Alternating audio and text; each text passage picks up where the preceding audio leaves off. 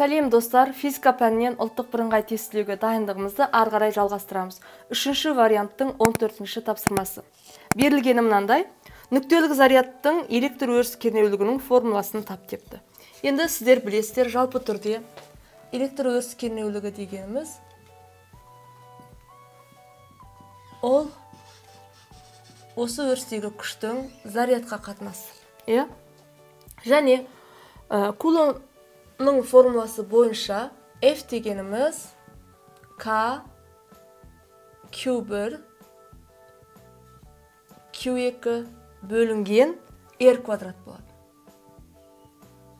Егер кез келген орта үшін болса, эпсилон бар, ал вакуум үшін, ауа үшін эпсилон бірге тең болған. Енді мына бір зарядқа әсер ететін электр өріс кернеулігінің формуласын табатын болсақ, E тең болады K Q1 Q2 эпсилон R квадрат. Бұны бөлеміз деген сөз, керісінше осы зарядтан бірге көбейтеміз деген сөз. Сонда бізде K Q2 бөлінген R квадрат қалды эпсилон. Енді K-ның шамасы 1 бөлінген 4 пи эпсилон 0, яғни электрлік тұрақтыға тең. Орын ауыстырып жазсақ, E-міз тең болады 1 бөлінген 4 пи эпсилон 0, мына эпсилон тоже кіргізсек, и көбейтілген Q бөлінген R квадрат болды. Ал кез келген зарядтың электр өріс кернеулігін жазсақ, онда демек Q бөлеміз 4 пи эпсилон 0 эпсилон R квадрат. Яғни мына бізде электр өріс кернеулігін есептейтін формула болып табылады. Енді ары қарай 15-ші есепке тоқталайық.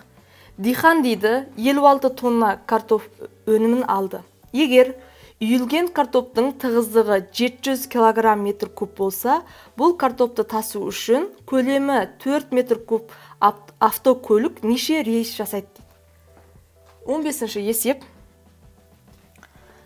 Алдымен берілгенін жазайық. 56 тонна картоп өнімі дейді. Массасы 56 тонна екен. Демек ол килограммға айналдырсақ, оның 3 дәрежесі килограмм, мыңға көбейтеміз. Және картоптың орташа тығыздығы беріліпті. Үйілген картоптың ол 700 килограмм бөлінген метр куб дейді. Енді бір автокөліктің сыйдыратын көлемі 4 метр куб. Осы автокөлік неше рейс жасап бұл картопты тасиды дейді. Енді табу керек. Ол үшін бізге жалпы картоптың көлемі керек.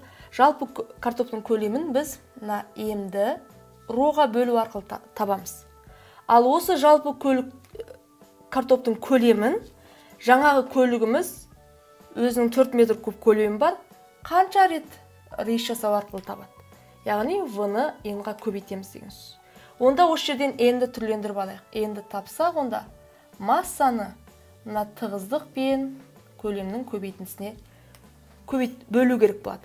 Ал бұл жердегі көлеміміз ол автокөліктің көлемі. Онда массаның орнына қояйық. 56 көбейген 10-ның 3 дәрежесі килограмм. Бөлеміз тығыздығы үйілген картоптың 700 килограмм бөлінген метр куб. Көбейтеміз автокөліктің тығыздығы 4 метр кубқа. Бізде шығады жауабы 20. Яғни 20 рет тасығанда осы картопты толығымен тасып болады екен. Келесі есебіміз 16-шы есеп теориялық сұрақ екен. Орын ауыстыруы 0-ге тең, ал жүрілген жолы 0-ге тең емес болатын қозғалыс дейді. 16-сы. Орын ауыстыру S тең 0-ге, бірақ L тең емес 0-ге бол керек. Жүрген жолы 0-ге тең емес бол керек. Ойланып көріңіздерші, орын ауыстыру дегеніміз дененің бастапқы және соңғы орнын қосады, түзу. егер дене бір орыннан шығып қайтадан сол орынға қайтып келсе, онда оның орын ауыстыру нөлге тең деген сөз. Бірақ дене бәрібір де жол жүрді. Бұндай қозғалысқа төмендегі қозғалыстардың қайсысы жатады? Қарастырып көрейік. Тең үдемелі қозғалыс дейді, түзу сызықты бір қалыпсыз қозғалыс, бір қалыпты қозғалыс, тең айнымалы кеммелі қозғалыс және шеңбер бойымен қозғалыс дейді. Әрине, шеңбер бойымен қозғалыс. Мысалға, мынау А нүктесінен дене шеңбер бойымен қозғалып, қайтадан осы А нүктесіне қайтып келетін болса, онда ол жерде орын ауыстыру нөлге тең болады. Бірақ орын ауыстыру нөлге тең дене бастапқы орнына қайтып келгенмен, ол бәрібір де мына шеңбердің ұзындығына тең жол жүреді. Демек, шеңбер бойымен қозғалыс деген жауап бізде дұрыс. 17-ші есептің берілгенін оқиын. Екі атомды идеал газды изобаралық қыздырғанда газға берілген жылу мөлшерінің газ жұмысына жұмсалатын үлесін табыңыз деген. Берілгенін жазайық. 17. Газ изобаралық қыздырды деген, онда қысымы тұрақты, және бұл екі атомды деген. Демек, иіміз 5-ке тең, изобаралық қыздырды деген, қысым тұрақты. Осы кезде мынау газдың атқарған жұмысының газға берілген жылу мөлшеріне қатынасын тап деп тұр. Яғни үлесін табуымыз керек. Газ алған жылуының қанша үлесін жұмысқа жұмсады. Енді термодинамиканың бірінші заңын жазайық. Q тең А қосылған дельта U.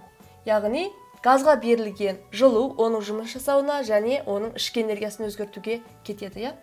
Q A'мыз бұл бізде P дельта V, немесе оны біз M бөлінген M R дельта T-мен тапсақ болады.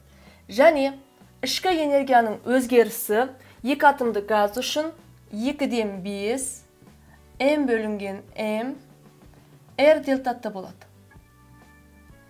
Енді, мынаның алдында 1 бар, бір дегеніміз 2-ден 2. 2-ден 2-ге 2-ден 5-ті қоссақ, мына сандары бізде ұқсас. Онда 2-ден 5-ке 2-ден 2-ні қоссақ, 2-ден 7 M бөлінген M R дельта T болады. Яғни, мына Q-мыз мынаған тең болды. Енді бізге А-ның Q-ға қатынасын табу керек. А бөлінген Q. А бізде M бөлінген M R дельта T-ға тең. Бұны бөлеміз. 2-ден 7 M бөлінген M R дельта T-ға. Яғни ұқсастар қысқарады. 1 бөлінген 2-ден 7, бұл 7-ден 2-ге тең. Демек, 2-ні 7-ге бөлсек, жуықтағанда 0,29 болады. Онда А бөлінген Q-мыз, яғни 0,29-ға тең. Демек, газға берілген жылудың 0,29 бөлігі, яғни 29%, оның жұмыс жасауына жұмсалатын болды деген сөз. Балалар, бұл есептер сіздерге түсінікті болды деген ойдамын. Келесі тақырыпта біз 18-ші есептен бастап талдайтын боламыз. Сау болыңыздар.